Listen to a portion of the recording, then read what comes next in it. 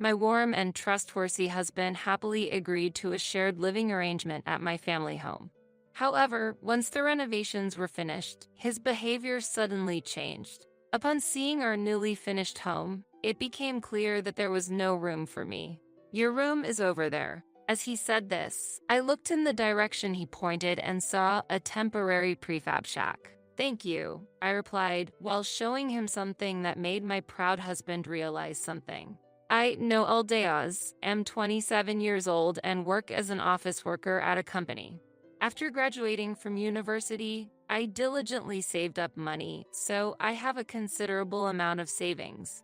When I started to seriously consider marriage, a friend introduced me to Ted, who later became my husband. We are of the same age. He was refreshingly good at conversation at our first meeting, and even I, who am usually shy, was able to open up to him immediately.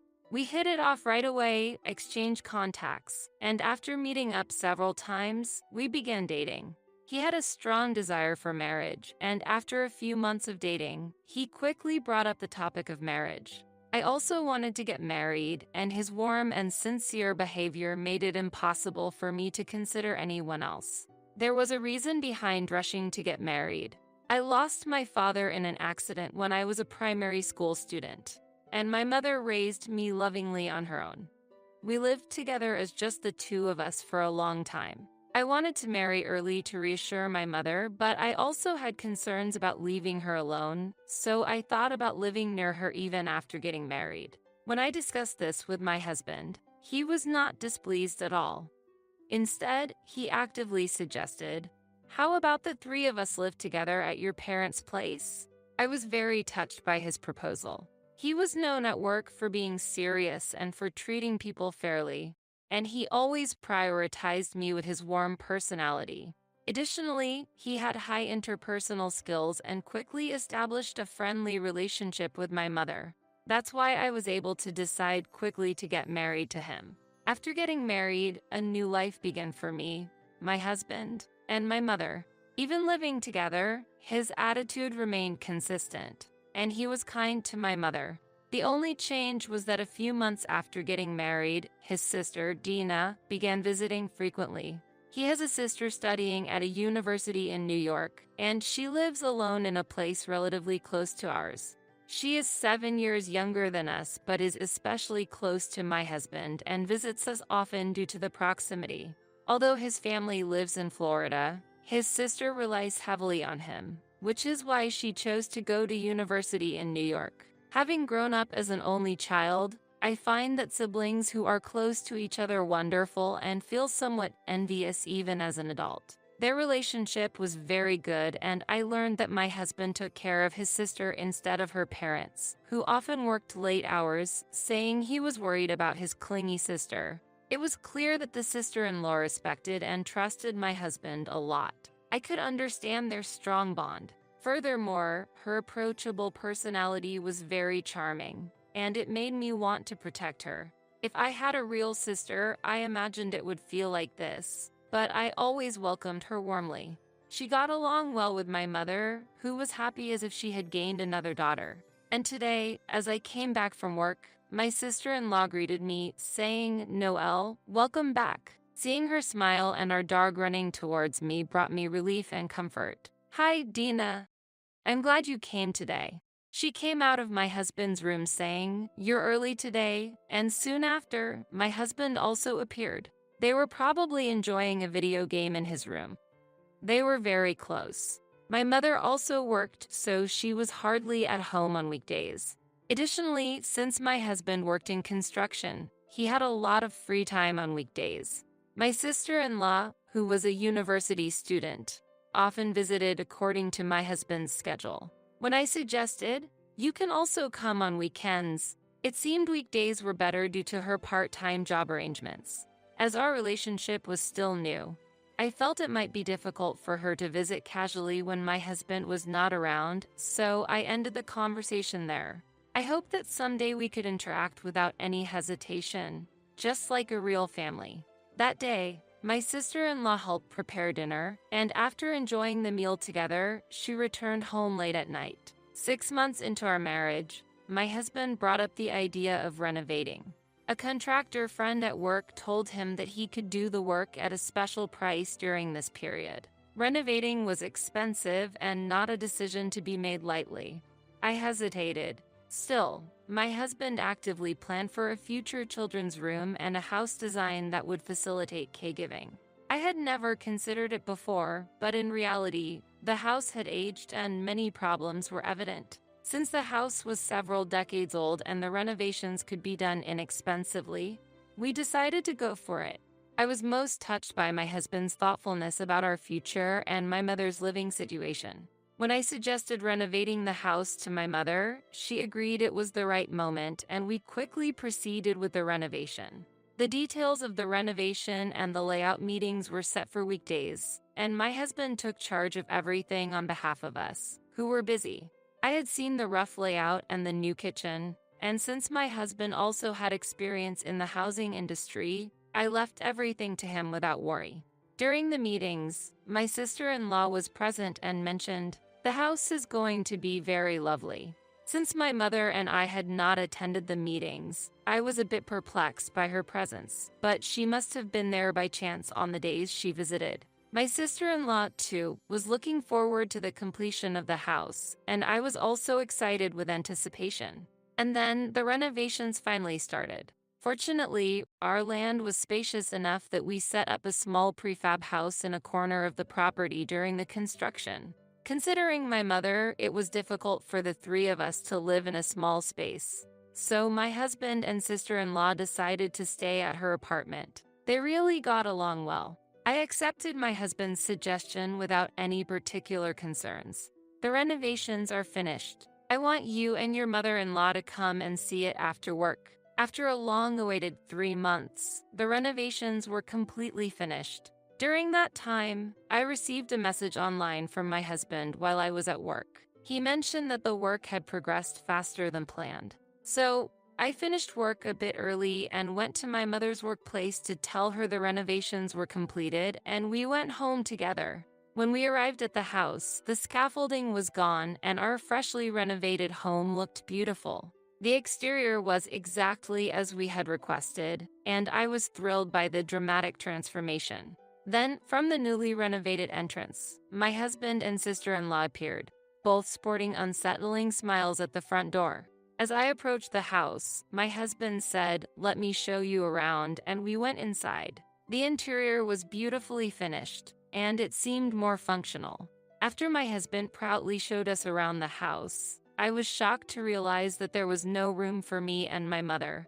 "Hey, where are mine and Mom's rooms?" Your mother's room is over there in the doghouse." He pointed to the temporary prefab house. Being aware of a certain fact, I firmly objected. "Do you know who owns this house? If you keep this up, I won't hesitate to divorce you." My husband replied, "What are you talking about?" But he was clearly shaken. "That's why you should be careful with what you say, or you'll regret it later," I warned him. As my sister-in-law was about to say, "What is she talking about?" my husband stopped her. "Fine, why don't you two live here for a while? We'll be fine in that shack." I responded, agreeing to the proposal. Then, my mother and I put a bold plan into action. Unknown to my husband, our family has been a well-known landowner in the area for generations, and my mother actually owned the vacant land next door. We decided to use the spare land to demolish the existing prefab house and build a new one. During that time, we lived in an apartment owned by my mother. Time passed, and instead of a dog house, a new house was completed. I then decided to visit my husband and sister-in-law after a long time. Meeting my sister-in-law after a while, she hadn't changed and provocatively asked, "How's life in the dog house?"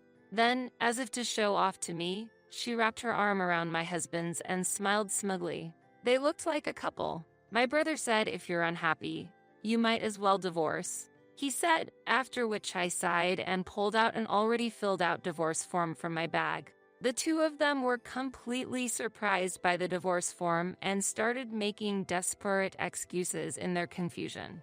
"Wait, I was just joking. Please stop fooling around. I'm really sorry," he said, approaching me with a forced laugh. As he tried to grab my arm, I quickly moved away and kept my distance. A joke? I've already decided to divorce. Did you think I knew nothing? That doghouse we were living in was quite comfortable, I said, pointing to the new house next door.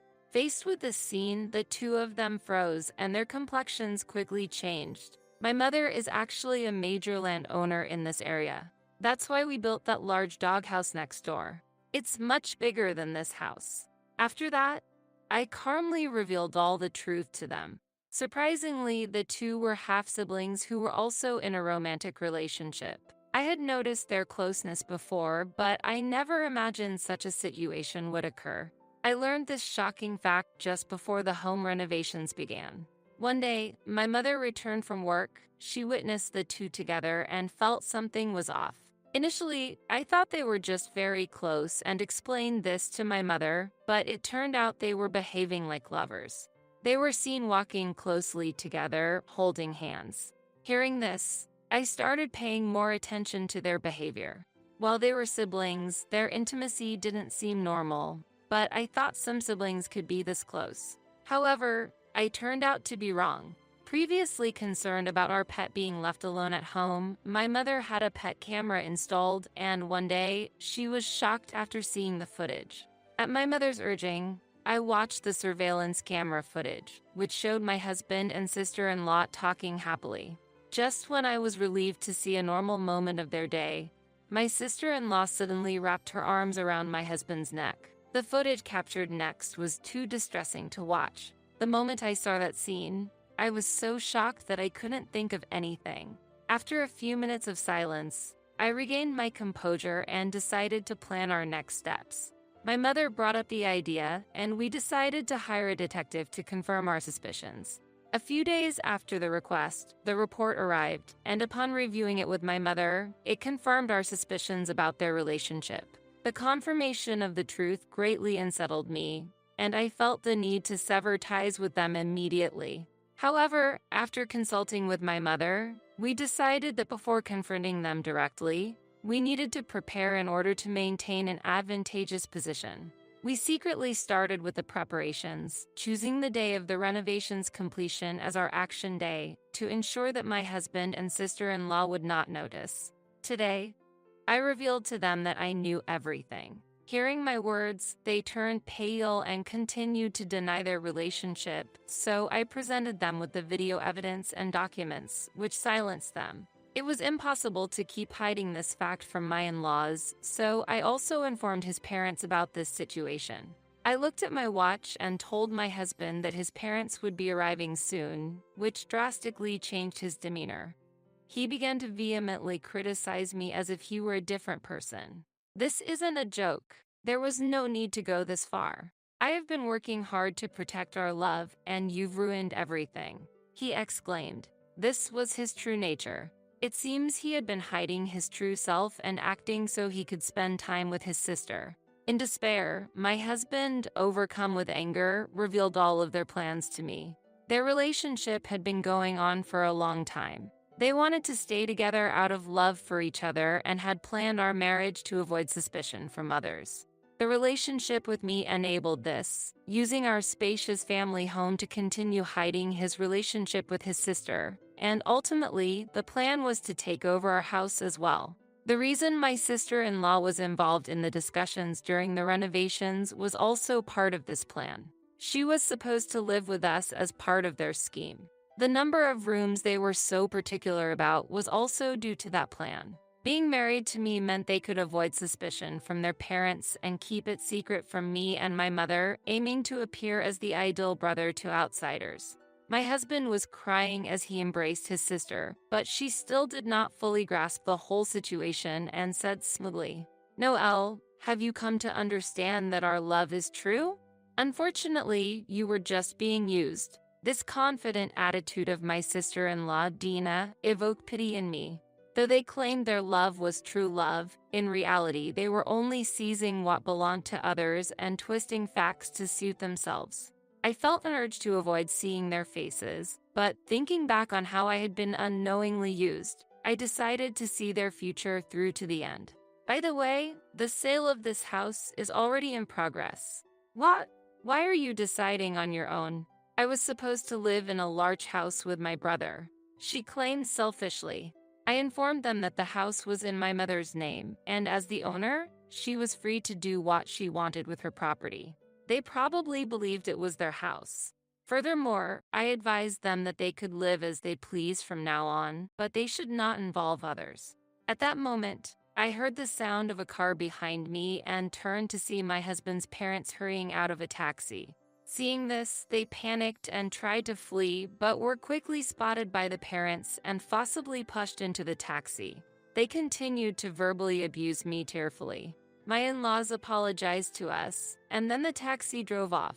After the ordeal, my mother and I quietly looked at our newly renovated home. Leaving the house we had lived in for so long was certainly hard. Especially for my mother, it must have been even harder. Along with my gratitude to my mother, I vowed to be a better daughter from now on. The family home was successfully sold, and we moved to our new house. About a week after the incident, I received a call on my phone from my in-laws saying they felt terrible and wanted to come and apologize. As the divorce proceedings needed to be advanced, I set a date and place to meet. As a result, my husband agreed to divorce and submitted the already filled out divorce form. I signed the documents on the spot and decided to submit them to the city hall myself. My in-laws apologized so much they nearly bore a hole in our ears. They offered an amount greater than the usual alimony, expressing their desire to atone in some way. I refused to accept it, but they insisted it was the only way to find peace of mind. During this time, I heard more about the current situation of my husband and sister-in-law from my in-laws. Dina was forced to drop out of her university in New York and is now living at home, closely monitored by her parents. She was initially depressed, but recently her mental state has begun to stabilize. Considering her young age, I hope she will walk the right path from now on. My husband has been cut off from his family and was made to sign a pledge to keep distance from his in-laws to prevent further mistakes. This will likely prevent him from ever seeing his sister again. While my husband previously gave the impression of sincerity at his workplace, unfortunately, due to the scandal becoming widely known, he had to resign. His current whereabouts are unknown even to his parents and former colleagues. This situation arose from his attitude of using others. One could say he got what he deserved. Meanwhile, my mother and I have started a new life in a pet-friendly apartment with a fresh mindset.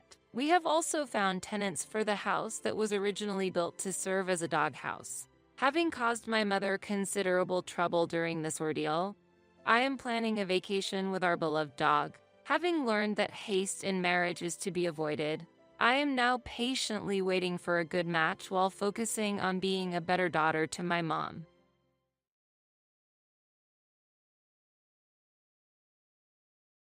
Witnessing my husband's selfish claim over the house of my late father, with whom we were living, as he declares, "I'm going to make my father-in-law's house mine. Can you really not understand anything?" My husband's shallow remark made me laugh beyond surprise. Seeing my long underestimated husband's family cornered by my retaliation.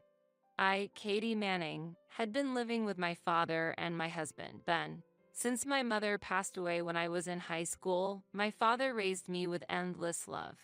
My deep affection for my father remains unchanged. When I proposed living with my increasingly worrisome father to Ben, he warmly welcomed the idea of us living together in our home. "Are you really okay with this?" "I can manage on my own," my father asked me anxiously, a concern stemming from our cohabitation proposal. When I suggested living together, he initially smiled happily but soon looked worried.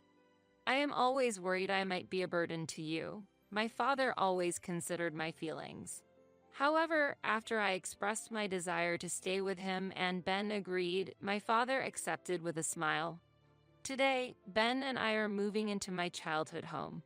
We began unpacking the boxes brought by the movers. "Again with this? Haven't I always said this is what I wanted?" "You're right, Dad. Plus, this place has better access to work, which is also convenient for me."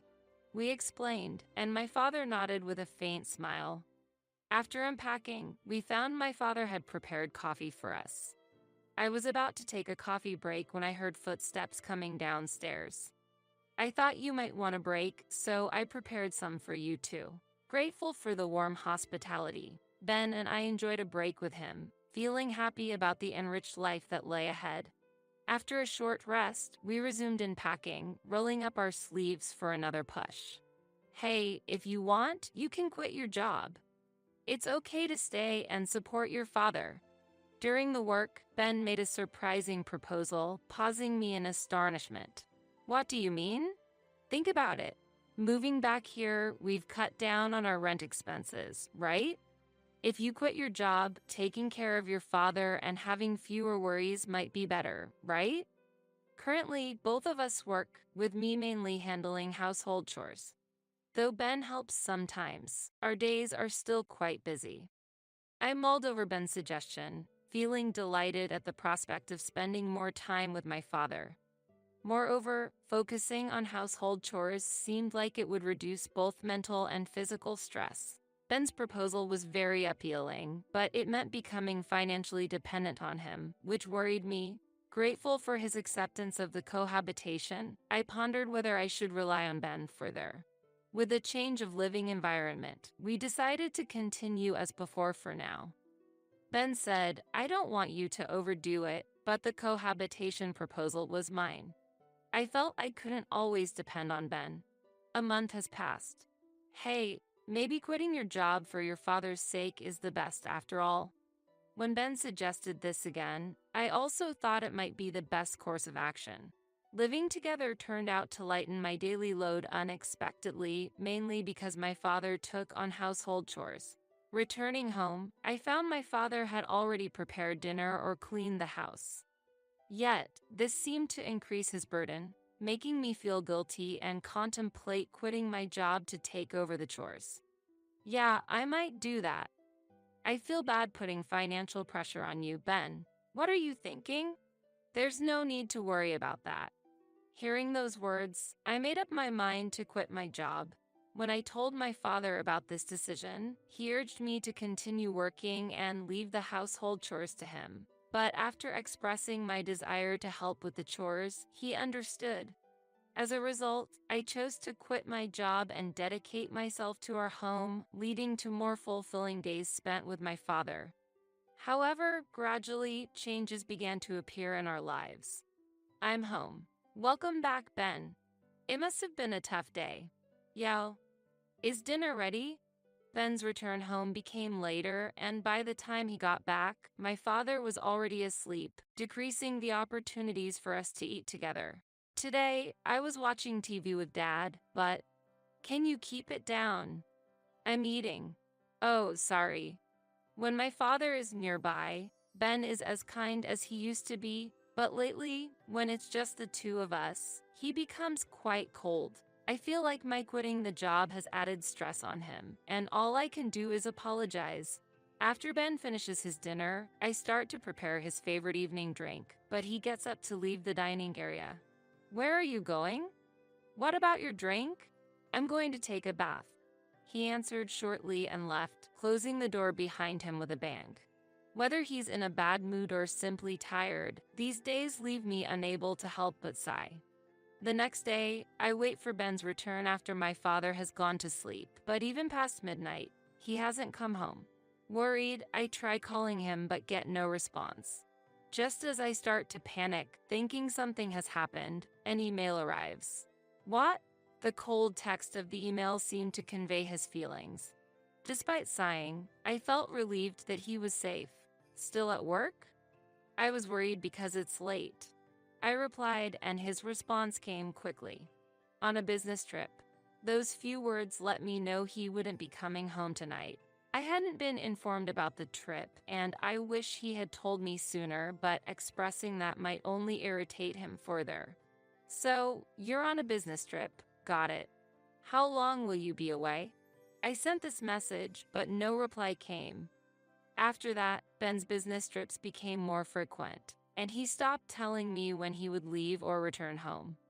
My father, trying to be considerate, would ask about the situation when Ben was home, and he would answer with a cheerful smile that no longer seemed directed at me. "No problem, I'm working hard for our family."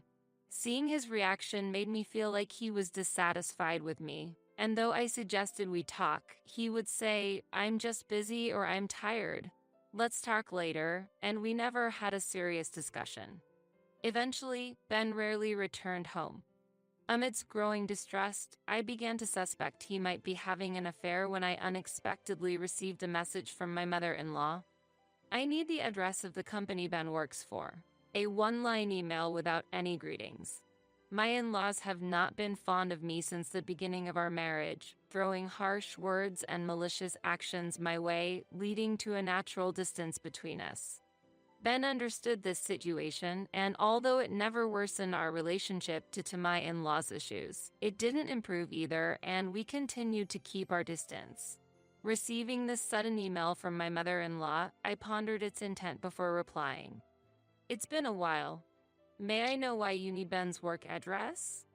After sending this reply, it seemed she was indeed upset, as I immediately received an angry call. "Hello, it's been a while." It's been a while. You've made Ben take care of your father and quit your job to do nothing at home. How can you do such a thing? Because of you, he's now returned to our house. He forgot his lunchbox today and went to the office, so I'm trying to deliver it. What are you going to do about this attitude? It's unforgivable. Give me the address right away. And from now on, Ben will be living at our house." Shocked by my mother-in-law's angry words, I was left speechless. It turned out that the days Ben claimed to be away on business trips, he had actually returned to his parents' home. Learning how my in-laws spoke about me was deeply shocking.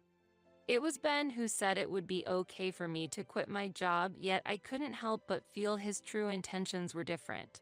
Overwhelmed with sadness, I felt like I couldn't stop my tears. Without arguing, I simply provided Ben's work address and ended the call. Trying to calm myself, I made some coffee in the living room when my father came in. Asking him if he would like some coffee with a smile as usual, he looked at me, smiled back, and accepted. As we enjoyed our coffee, my father started talking about the past. "Your mom and I used to argue a lot when we were young. There were many misunderstandings, but we always tried to be honest with each other, and that's how we solved many issues. Couples who can argue and then fix their relationship might understand each other better and become stronger," he said warmly. His words deeply resonated with me, and I decided to have a serious conversation with Ben. "That's true, Dad?" "Thank you," I told him, and he responded with a kind smile. Afterward, I sent an email to Ben outlining the facts from my conversation with his mother and expressing my desire to talk. However, Ben replied dismissively, making me sigh deeply. Anger towards Ben began to build inside me. I wanted to respond immediately in my emotional state, but took a deep breath to calm myself. This situation led to Ben stopping his contributions to our household finances. Attempts to contact him were met with silence, and messages about living expenses were ignored. My love for him gradually faded due to his selfish behavior. Finding no meaning in our marriage, thoughts of divorce crossed my mind. I was disappointed in Ben for being so irresponsible and self-centered. However, not wanting to worry my father further, I decided to postpone discussions about divorce and support myself using my savings from before we were married.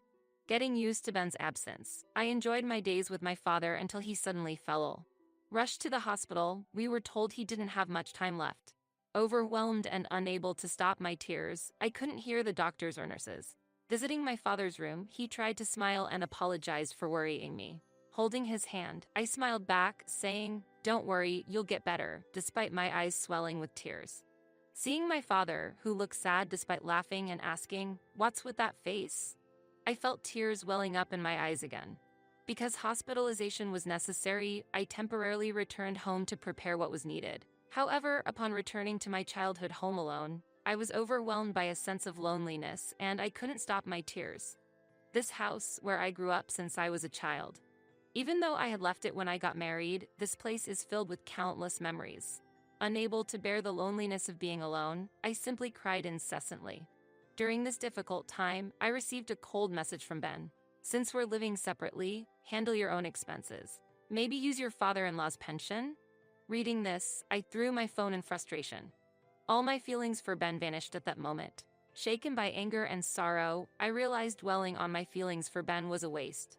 Wondering how my father would feel seeing me like this calmed my mind. Regaining my composure, I washed my face and prepared to leave for the hospital. Just then, I received mail containing good news that could change my current situation. Seeing this, I made up my mind. Leaving the documents at home for now, I hurried to the hospital. My father's condition worsened gradually, and I had to accept that our time to say goodbye was nearing. Days passed with joyous conversations at the hospital, only to return home to tears. Eventually, my father passed away peacefully. I was there to witness his serene departure, but the sense of loss overwhelmed me, leaving me in tears.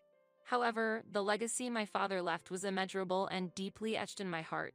The funeral, with the help of relatives, went smoothly, but Ben and my in-laws did not show up until the end. I hadn't specifically informed them about my father's passing, so I hadn't expected them to attend. Nonetheless, it seemed they had learned of his death through relatives because, a few days after settling the estate and paperwork, Ben suddenly appeared with a lot of luggage. It's been a while. I heard your father passed away. Seeing Ben's face stirred anger within me, but I suppressed the impulse and took a deep breath to remain calm. What do you want? What's with the luggage? Isn't that a bit harsh for a husband returning home? Oh, this luggage is my parents' stuff.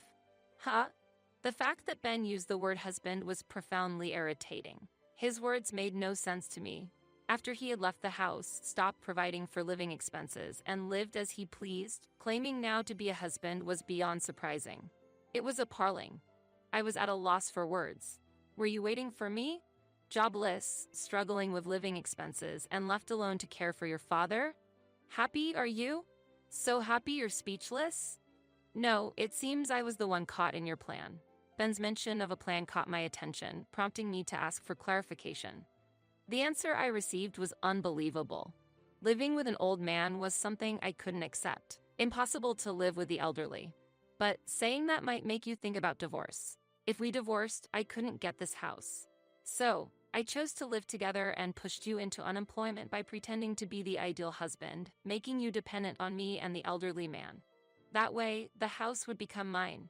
Hearing his words, I found myself glaring at Ben sharply. This was not normal thinking. Reflecting on our marriage made me despise myself and feel deep guilt towards my father. I struggled to contain my trembling anger. Your story doesn't add up. You're the one who left and stopped paying the living expenses. When I pointed this out, Ben scratched his head in annoyance. Yeah, I had reached my limit. I didn't realize I was so short-tempered. But I thought the plan would work even without me, assuming you wouldn't have the courage to bring up divorce.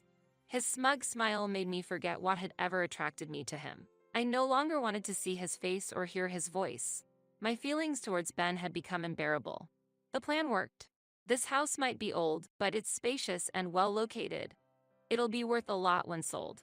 From today, my parents and I will live here. Could there be anyone more self-centered? It seemed morality was foreign to him, which wasn't surprising considering his parents. As I stood dumbfounded, he continued to insult me further. The house of your father is mine. Get out. Watching my in-laws' belongings being moved in, I realized Ben was completely oblivious to the situation.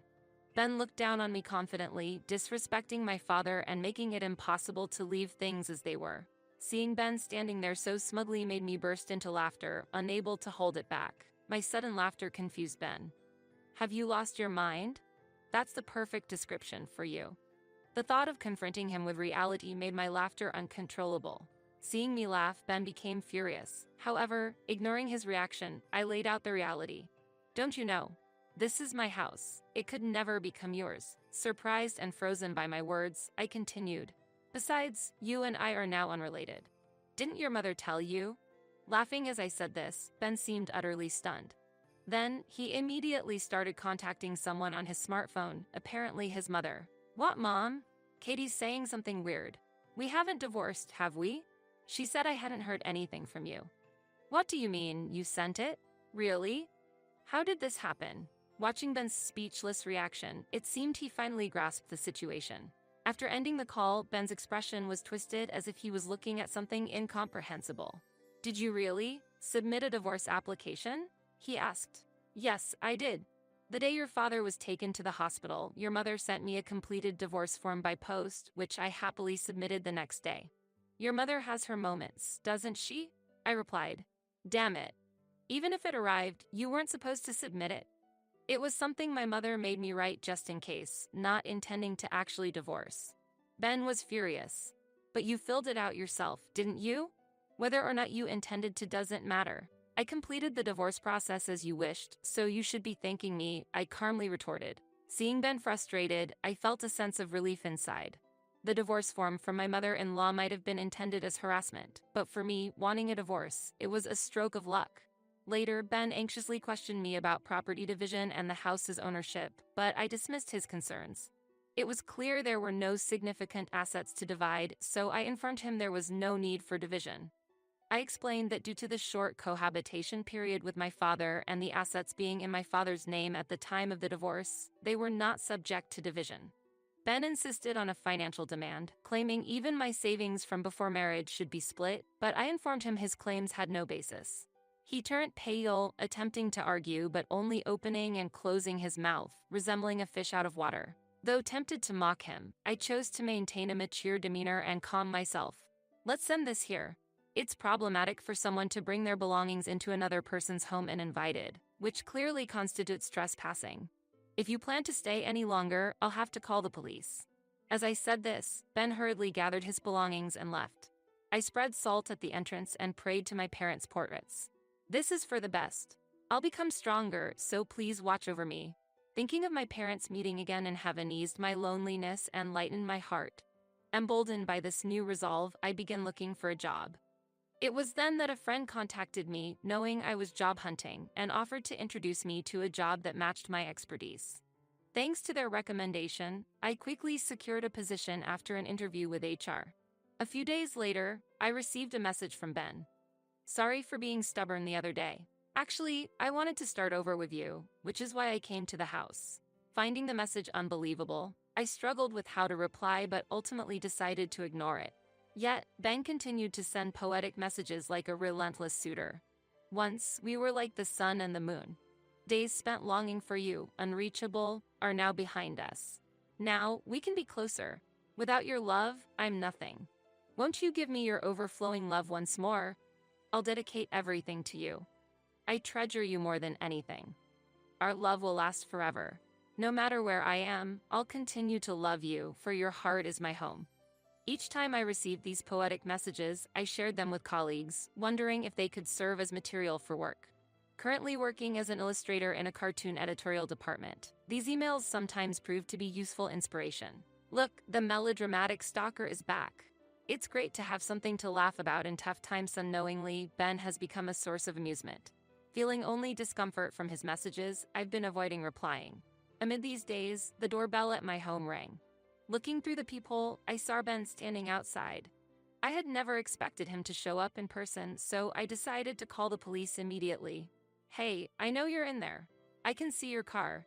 Please, just listen to me. I'm really in trouble right now. There was talk of moving into this house, so my parents sold their home. Now, I have nowhere to go. Help me." I could hear his voice shouting from outside, but what does that have to do with me? It highlights his recklessness for not correcting the situation the day they misunderstood this house as their own.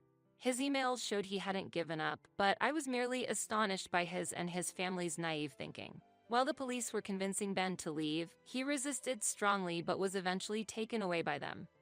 After that, when there was no response to the flood of Romeo emails, contacts from my in-laws began. At first, they tried calling, but when I ignored that, they switched to emails. "How can you know we're in a difficult situation and not offer any help? You should contact us immediately. Why not have a serious discussion? We were once a family. Isn't it too cruel to be so indifferent? You caused us to lose our home. Now we live in a dilapidated apartment. Why won't you hand over the house? You must have received inheritance from your father. You're not struggling financially. We quit our jobs. You should take responsibility. If the child is like this, of course, the parents are too. Do they think their decisions will always prevail? I was infuriated by the audacious emails. How can they disregard others to such an extent? Although I intended to ignore them, I ended up blocking Ben and my in-laws' contacts. I considered changing my contact information, but it felt ridiculous to spend money just because of them. I was determined to ignore them, but I reached my limit. I optimistically thought blocking them would restore my peace, but soon realized my approach was short-sighted. One day, my former in-laws showed up at my doorstep. Despite being fed up with their endless harassment, understanding they knew my address made me realize such incidents were inevitable. However, I did not want to leave this house filled with many memories. Come out, you know we're in trouble. Change your mood? I'm proposing we get back together, accept it. How can you ignore someone in trouble? What kind of human does that? The doorbell and knocking were incessant, but I did not hesitate to call the police. Suddenly, the noise from outside stopped. Peeking through the hole, I saw an unfamiliar man arguing with my former in-laws. Go home, you're bothering people. The sudden appearance of the man puzzled my former in-laws. What did you say? Who are you? Could it be an affair partner? Unfazed by their backlash, the man looked at them coldly. Your attitude is the problem. Look around. This is a residential area. Look, people are gathering because of you. You're really causing a disturbance. Indeed, through the limited view of the peephole, I could see neighbors gathering, which felt somewhat embarrassing. However, seeing my former family flustered and stuttering but was when the police arrived. It seemed one of the officers had encountered this scene before, saying to Ben, "It's you guys again." Hearing this, my former in-laws' faces turned red. How much trouble are you going to cause? Get some awareness. I silently thanked the man as he walked away, relieved. Afterward, my former in-laws were taken away in a police vehicle, and the onlookers dispersed. Hours later, the doorbell rang again, and peering through the peephole, I saw the man from the earlier argument standing there. Surprised to see him, I hesitated before cautiously opening the door. The man greeted me with a warm smile. It's been a while. If you were back, you should have let me know. I recognized his face, but I couldn't immediately recall who he was until he reintroduced himself. Don't tell me you've forgotten. It's been over 10 years after all. Remember me? I'm Scott. Hearing his name, memories flooded back. Scott, my childhood friend known as Scotty in our hometown. Scotty. Now that you mention it, you really are Scotty. Scott used to live next door and we hadn't seen each other since changing elementary schools. Finally remembered, I've moved back to the area. We're neighbors again. It's really been a long time. And thank you for earlier. It meant a lot to me. After expressing my gratitude again, Scott just laughed it off, making me smile too. We caught up on old times, and I ended up telling him about the recent disturbances. Scott promised to support me whenever needed, proving to be a reliable friend. When I mentioned my father's passing, Scott offered to pay his respects, remembering him from our childhood. The joy of having someone who shared my past was profound. Days passed, and I received a letter from a law firm out of the blue containing a notification. Opening the unexpected envelope, I found it claimed I had committed infidelity during my marriage, demanding payment for damages. Shocked by the situation, I noticed a message from an unknown email address on my smartphone titled regarding the notification. The message read, "Your ex-husband Ben has initiated a lawsuit claiming marital infidelity on your part. Admitting and dealing with this straightforwardly will avoid escalating the matter. We plan to inform your workplace. Considering your future, we advise settling this matter promptly," suggesting a threat. It was clear this was a scheme by my former in-laws, not a genuine liar's notification. Upon closer inspection, the quality of the notification raised doubts about its authenticity, prompting me to consult a real lawyer. The lawyer confirmed it was a complete forgery, and the supposed attorney's name was not registered, revealing the document as fake. Despite knowing better, I decided to play along in my reply, indicating a willingness to consider their claims but asking for evidence of my supposed infidelity. The alleged mental anguish suffered by Ben is immense, and we seek compensation for that, they replied, without any tangible proof. Such baseless claims seemed unlikely to involve legal professionals. I assert there was no infidelity on my part, hence no evidence exists. It's hard to believe professionals would intervene based on such unfounded claims, wouldn't you agree? Moved by Ben's passion, we wish to assist him. We expect your sincere cooperation, not intending to escalate this matter further. Quite an emotional approach for a professional. You're aware impersonating a lawyer is illegal and punishable, right? Just to confirm, you do hold legitimate qualifications? This inquiry halted their previously prompt responses. Curious about the next move, I received a new email. I am indeed a professional. However, your arguments were unbeatable. We've decided to withdraw the lawsuit. No need for withdrawal, as I have no passion for this matter and am entirely calm about being falsely accused of infidelity. I intend to legally counter this. Looking forward to meeting this passionate lawyer in court. After this exchange, all communication ceased. However, the silence did not last long as my former in-laws once again showed up at my house. Despite it being late at night, they started begging loudly at the front door. We made a mistake. Please spare us from the lawsuit. Awakened by the noise, I checked the time and it was past 1 a.m. Anger at being deprived of sleep reached its peak, and I yelled, "Please be quiet. Stop bothering me." Never having seen me so angry before, my former in-laws couldn't hide their surprise. If you come any closer and cause more trouble, I won't overlook it. With that declaration and grabbing my father's wooden sword that was at hand, my former in-laws' expressions changed drastically. Especially my former mother-in-law and Ben, who seemed to tremble in fear, whispering, "We're so sorry. You should have changed your actions from the beginning if you were sorry. Never appear before me again." I scolded, and my former mother-in-law nodded with tears in her eyes. Then, the lights of a patrol car caught my eye, heading our way. Due to the late hour, it seemed neighbors had reported them, and my former in-laws were immediately taken away by the arriving officers. They tried to attack me with a wooden sword. My former mother-in-law pointed at me and appealed to the police, but she was taken away. When the police asked me, "Is this true?"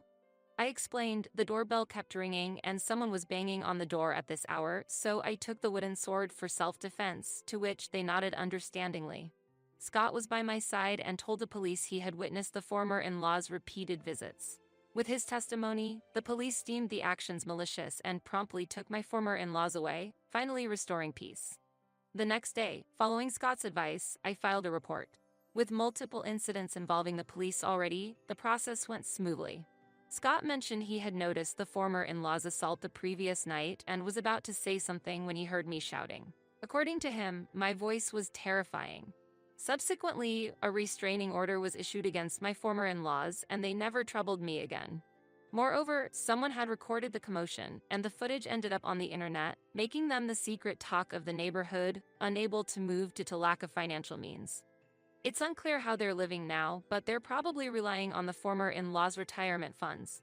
As for me, Scott and I grew closer rapidly, and within a few months of reuniting, he confessed his love and we started dating.